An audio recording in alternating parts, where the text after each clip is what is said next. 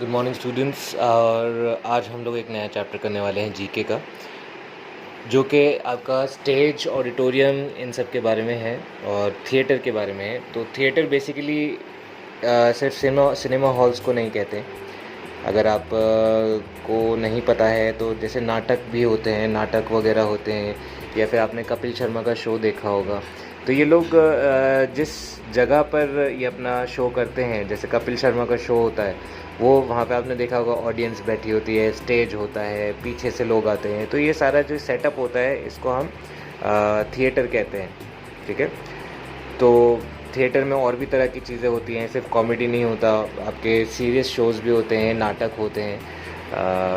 जैसे आपने रामलीला में देखा होगा, रामलीला अगर आप में से किसी ने देखा हो तो उसमें भी पूरा सेटअप जो होता है उसको हम थिएटर कह सकते हैं। और उसमें भी बैक स्टेज, एक्टर्स, ऑडिटोरियम या बैठने के लिए जगह, ये सारी चीज़ें उसमें होती हैं। तो उसमें तरह तरह की चीज़ें, तरह तरह जगहों के नाम क्या क्या होते हैं, किसको क्या कहते हैं, उसके बारे में हम पढ़ेंगे। तो यहाँ पे स्टार्टिंग में लिखा है, theatre is a collaborative form of fine arts that uses live performance, typically actors or actresses, to present the experience of a real or imagined event before a live audience in a specific place, often a stage. तो सबसे पहले तो मैं आप लोगों को एक छोटा सा होमवर्क देना चाहूँगा कि आज के बाद जितनी भी क्लासेस होंगी, सब क्लासेस का आप लोग एक ऑडियो रिकॉर्ड करोगे, कम से कम 1.5 to 2 मिनट्स का आप एक ऑडियो रिकॉर्ड करोगे, जिसमें आप रीडिंग करेंगे बस। ठीक है। तो इस वीक हम लोग सिर्फ रीडिंग की ऑडियोज़ मैं सुनना चाहूँगा। आप लोग एक एक करके, जैसे आज मैं कल आपको जीके कर रहा हूँ, तो कल तक आपकी जीके की एक ऑडियो मेरे पास आ जानी चाहिए। तो आपकी अटेंडेंस भी तभी लगेगी जब आप सारा होमवर्क एक साथ भेजोगे। तो आपकी ऑडियो मैं सुनूंगा, उसमें मुझे कोई गलती लगेगी तो मैं आपको करेक्ट करूँगा। तो आपको ऑडियो कल रिकॉर्ड करके जीके की भेजनी है। फिर कल अगर कोई और सब्जेक्ट, जैसे हिंदी का सब्जेक्ट है तो हिंदी का आप ऑडियो रिकॉर्ड करोगे। फिर इंग्लिश का सब्जेक्ट है, इंग्लिश का आप रिकॉर्ड करोगे। तो इस तरह आप लोग डेली ऑडियो रिकॉर्ड करोगे जिस भी सब्जेक्ट की आपकी क्लास हुई है उसकी, कम से कम 1.5 to 2 मिनट्स की। तो इसमें लिखा है कि थिएटर एक कोलैबोरेटिव फॉर्म ऑफ आर्ट है। ये एक आर्ट है जिसमें आपका सब कुछ मिला लेते हैं, कोलैबोरेट कर रहे हैं, मतलब मिला के मिक्स करके फाइन आर्ट है, जिसमें परफॉर्मेंसेज होती हैं, लाइव परफॉर्मेंस, जैसे बैंड, ऑर्केस्ट्रा, या फिर आपका स्टोरी इनैक्ट होता है, या इस तरह की चीज़ें होती हैं। ठीक है। तो टिपिकली इसमें एक्टर्स होते हैं, एक्ट्रेसेस होती हैं, और ये पूरे एक्सपीरियंस जो होता है ये इनैक्ट करते हैं, यानी कि उसको एक्टिंग करके उसको दोबारा से रियल लाइफ में जो कुछ चीज़ें हुई होती है उसको आप दोबारा इनैक्ट करते हैं, या फिर कोई स्टोरी बनाता है कोई, तो उसको स्टोरी पे एक्ट करते हैं। तो ये थिएटर में बेसिकली एक्टिंग के लिए ये इसको यूज़ किया जाता है।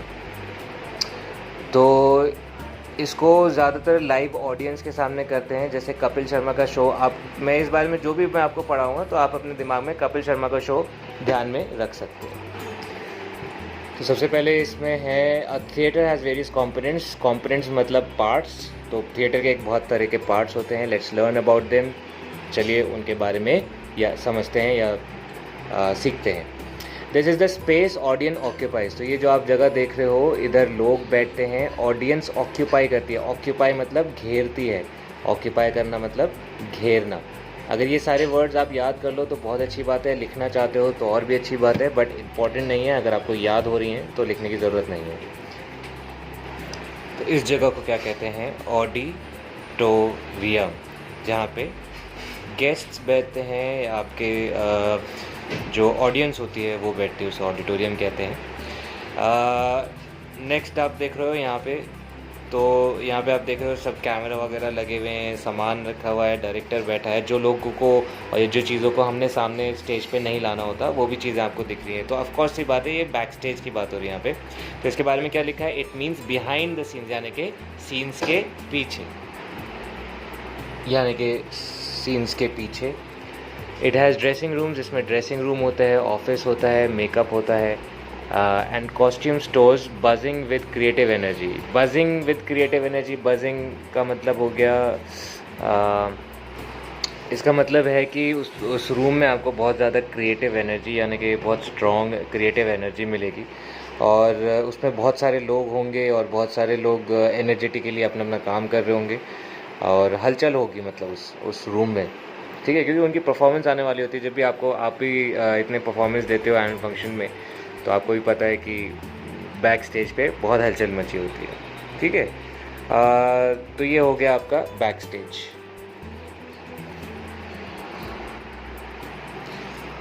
नेक्स्ट है, this refers to seating on a level above the stalls in smaller theatres. These seatings may offer the best view of the whole stage. तो ये रेफ़र करता है टू सीटिंग्स, यानी कि बैठने की जगहों को, जो कि एक लेवल मतलब एक लेवल ऊपर होता है, अबव द स्टॉल्स, बाकी के जो ऑडियंस है जहाँ बैठी होती है उसके ऊपर बैठा होता है। इन स्मॉलर थिएटर, तो इनका जो ऊपर थिएटर होता है, ये देखो ये जगह स्मॉलर होते हैं नीचे वाले ऑडिटोरियम से कंपैरेटिवली। तो ये जो सीट्स होती हैं ये सबसे अच्छी व्यू ऑफ़र करती हैं, तो इसलिए थोड़ी कॉस्टली भी होती हैं थिएटर्स में। ठीक है, तो इसको हम क्या कहते हैं, तो इसको हम बालकनी सीट्स कहते हैं। तो यहाँ पे बालकनी लिखा है आपके बुक्स में, तो हम यहाँ पे बालकनी लिखेंगे। This is the place where you buy or your tickets in person, online or by phone. These staff are some of the most knowledgeable people in the theatre. तो ये जो स्टाफ होता है, इनकी बात हो रही है कि ये जगह है जहाँ पे आप टिकट्स खरीद सकते हो, आप जाके खरीद सकते हो या ऑनलाइन खरीद सकते हो।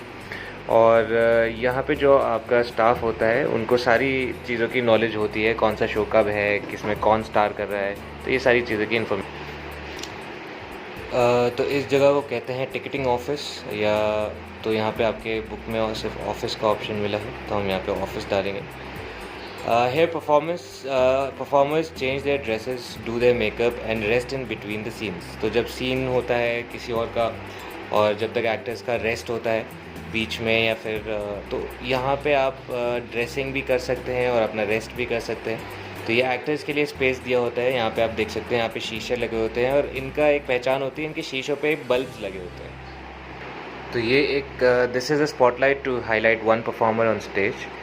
तो ये एक स्पॉटलाइट है जो एक परफॉर्मर के ऊपर लगाई जाती है उसको हाईलाइट करने के लिए। आप देखोगे जैसे कोई आपने कभी किसी थिएटर का सीन देखा होगा, तो इसमें एक आदमी के ऊपर ही लाइट जल रही होती है, तो उसको कहते हैं लाइम लाइट।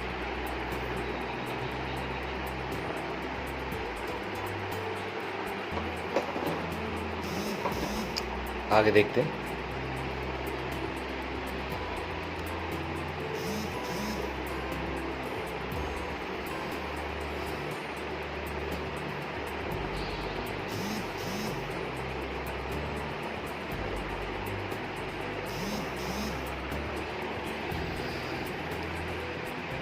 आगे लिखा है, this is the sign above a theatre advertising the name of a show और इट्स स्टार।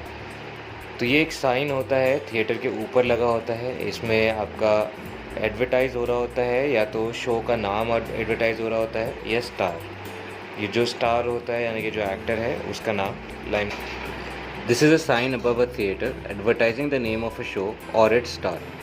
तो ये जैसे आप देख पा रहे हैं यहाँ पे एक साइन होता है, साइन बोर्ड होता है जिस पे नाम लिखा होता है स्टार का, या फिर जो शो हो रहा है उसका नाम लिखा होता है। तो ये एक हाईलाइट की तरह होता है। ठीक है, तो इसको हम मार्क्यू कहते हैं। ठीक है, नेक्स्ट चलते हैं, live music played at the theatre. तो आपने देखा होगा कि बैंड वगैरह भी, अगर आपने जैसे देखा हो कपिल शर्मा के शो पे भी बैंड बैठा होता है जो लाइव म्यूज़िक बजाता है, उनके बातों के साथ वो म्यूज़िक देते हैं। और उसके अलावा अगर आपने कभी रामलीला मैदान में भी देखा होगा तो वहाँ पे भी ऑर्केस्ट्रा बैठा होता है, तो वो लाइव म्यूज़िक देते हैं। लाइव कोई चीज़ होती है तो वो उस वक्त हो रहा होता है। ठीक है, तो रिकॉर्डेड नहीं होता, वो रियल टाइम में चल रहा होता है। नेक्स्ट है, these are objects used in a show, the show's designer will source them for the production and many shows have multiple versions of each one in case they break during the action. जैसे कि हम कोई भी show देखते हैं, मैं again वही बोलूँगा, कपिल शर्मा के शो पे भी आप देखोगे काफ़ी सारी चीज़ें सेट्स के अलावा लगी होती है। जैसे वो बेड लेके आते हैं, स्ट्रेचर लेकर आते हैं डॉक्टर गुलाटी, या फिर डॉक्टर गुलाटी के कपड़े हो गए या उनके बाल हो गए। तो ये सारी चीज़ें क्या होती है, ये शो में यूज़ करी जाने वाली चीज़ें होती है। तो इन चीज़ों को प्रॉप्स कहते हैं। डांसर्स भी प्रॉप्स का इस्तेमाल करते हैं डांस करने के लिए। तो इन सामान को क्या कहते हैं, प्रॉप्स। नेक्स्ट हम देखते हैं, this is a landscape the room the area in which the action takes place. तो ये वो लैंडस्केप है जिसमें एक्शन होता है, यानी कि अगर किसी सीन में मान लो किसी किचन की बात हो रही है, कोई किचन है सीन में, तो वो पूरा जो लैंडस्केप बनाएंगे वो पूरा ऐसा लगेगा जैसे एक किचन का रूम है। जब स्टेज तैयार होगा वो ऐसा लगेगा जैसे कोई किचन है। अगर जैसे कोई आपका प्लेग्राउंड होगा तो स्टेज ऐसे तैयार किया जाएगा, घास वास आर्टिफिशियल लगाई जाएगी, तो ऐसा लगेगा कि वो एक प्लेग्राउंड है। तो वो उस लैंडस्केप को जो कहते हैं, उस लैंडस्केप को कहते हैं आपका सेट। ठीक है, सेट। नेक्स्ट आते हैं, this is the platform on which the actors perform. ये जो प्लेटफॉर्म है इस पर एक्टर्स परफॉर्म करते हैं, जो जैसे आपका स्टेज, जिसे आपका स्टेज कहते हैं। ठीक है, नेक्स्ट है, on either side of the stage. Either मतलब दोनों में से एक साइड, दोनों साइड पे of the stage, hidden places lead actors to and from backstage. तो जो हिडन प्लेसेस होती है, देखो यहाँ पे कर्टन लगे, तो इसके पीछे की जो जगह है वो हिडन है। ठीक है, हिडन मतलब छुपी हुई है। तो ये जो रास्ता है ये आपका बैक स्टेज और स्टेज पे, मेन स्टेज पे आने का रास्ता है। So they can make their entrance. तो यहाँ से वो अपना एंट्रेंस कर सकते हैं और अपना जो सामान है, प्रॉप्स वगैरह है, वो साइड में स्टफ़ कर सकते हैं। तो इस जगह को क्या कहते हैं? विंग्स। ठीक है, तो ये जो आपका चैप्टर था आज, ये आपका पूरा थिएटर के ऊपर बेस्ड था। तो आई होप आप लोगों को समझ में आया होगा किसको क्या बोलते हैं। और अगर भी कोई क्वेश्चन हो तो आप हमको कॉल करके या व्हाट्सएप पे आप पूछ सकते हैं। तो ये आपको पूरा पेज, जो ये दोनों पेजेस है, आपको अपनी कॉपीज़ में करना है। आई वुड रिक्वेस्ट कि आप ये सारी जो पिक्चर्स हैं इनकी फ़ोटो कॉपी करके आप अपनी कॉपीज़ में पेस्ट करें और उसके सामने उसका डिस्क्रिप्शन लिखें, जैसे कि आपके बुक्स में लिखा हुआ है। ठीक है, फ़ोटो पेस्ट किया, उसके बारे में यहाँ लिखा, फिर फ़ोटो पेस्ट किया, उसके बारे में उसके आगे लिखा। और सबको मैं आपको एक होमवर्क दूंगा कि जो भी आपका आज क्लास है उसका एक ऑडियो कम से कम 2 मिनट का, 1.5 से 2 मिनट का ऑडियो रिकॉर्ड करके आप मुझे भेजेंगे।